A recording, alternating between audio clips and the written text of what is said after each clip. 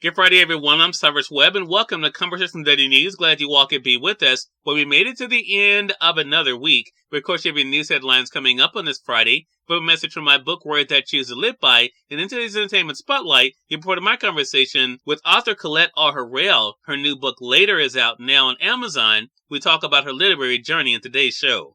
Enjoy our broadcast. For Conversation Daily News, I'm Cyrus Webb with their Friday headlines. In international news, bombed but not beaten, Ukraine's capital flips to survival mode.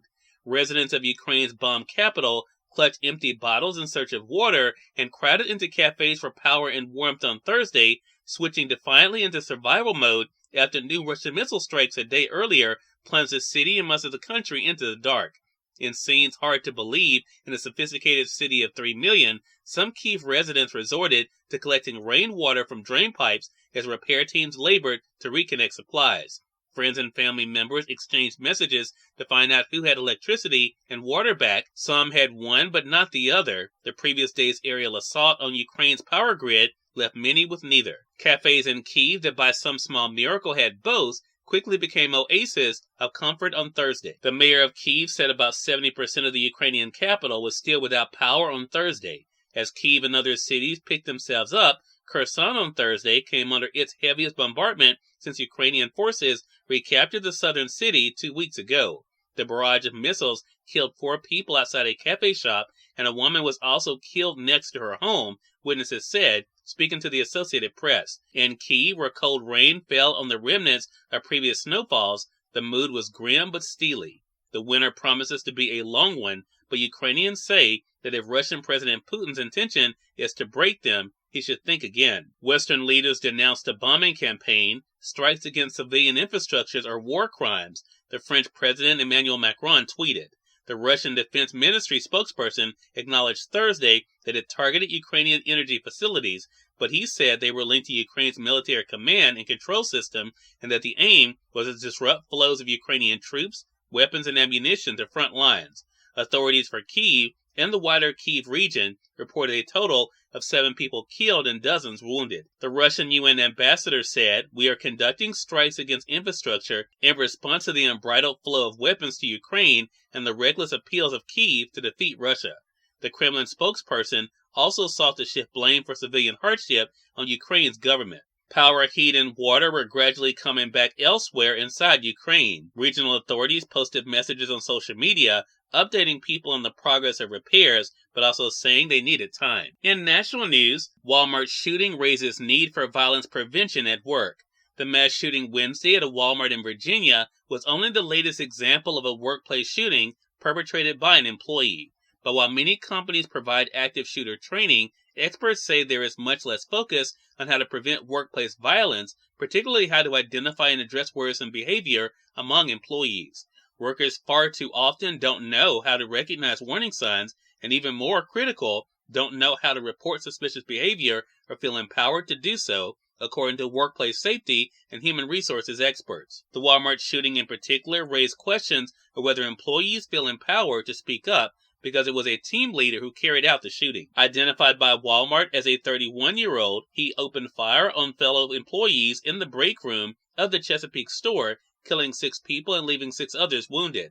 Police said he then apparently killed himself. In more national news, high-flying balloon characters star in Thanksgiving parade. Throngs of spectators lined the streets of New York on Thursday as colorful high-flying balloons helped usher in the holiday season during the Macy's Thanksgiving Day parade. The annual tradition, which dates back nearly a century, packed streets as a procession of giant inflatables and floats streamed for more than 40 blocks from Central Park to Herald Square. Children stood on metal barricades and hung from scaffolding to watch the balloons amid mostly sunny skies and a slight breeze. This year's parade features 16 giant balloons, 28 floats, 40 novelty and heritage inflatables, 12 marching bands, 10 performance groups, 700 clowns, and 1 Santa Claus. And finally, in business news, holiday shopping kicks off with inflation-dampening spirits. While Black Friday will mark a return to familiar holiday shopping patterns, uncertainty still remains. The U.S. job economy remains strong, consumer spending is resilient,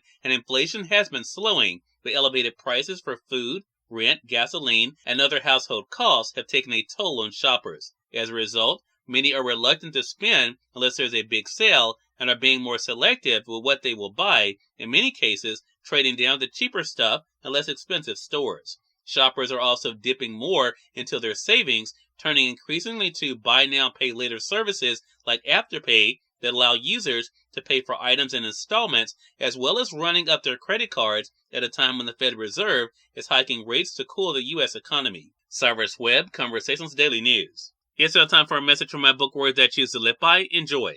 Good Friday, everyone. I'm Cyrus Webb, and welcome to Words I Choose to Live By. Do not allow the darkness in your life to deter you from being hopeful or optimistic about the future. If you do not give up, if you keep the faith, the sun will shine for you again.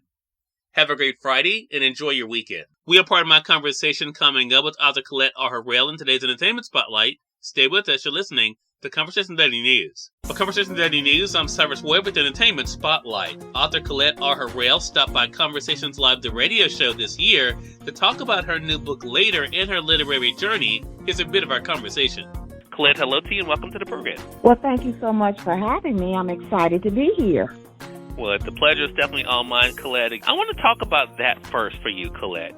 I introduced you as author Colette R. Harrell. Have you gotten used to being called an author and knowing that you have books for the world to read? Absolutely not. I am just thrilled to be in a place where I used to dream about being. You know, when I started writing my first novel, which was The Devil Made Me Do It, I received a lot of feedback from friends, and it took me about a year to write the first book. And when I engaged people, they would be like, well, where are you in your book? And I'm like, well, I'm still writing. And then the process went to, once it was completed, well, where are you into selling the book? And I'm like, well, I'm still pitching it.